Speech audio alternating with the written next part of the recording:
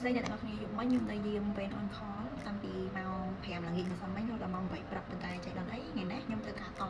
ហើយមួយទៀតមិញហ្នឹងម៉ោង 7 កន្លះហ្នឹងមាន case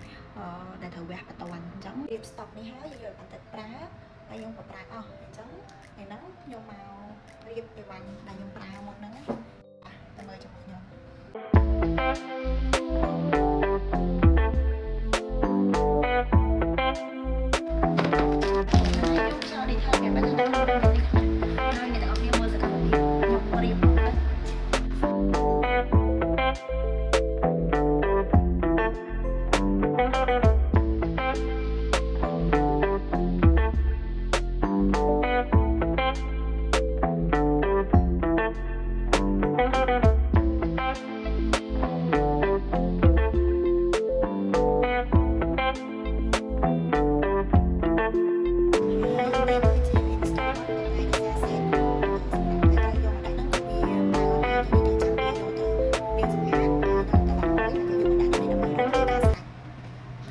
មានតែប៉ុណ្ណឹង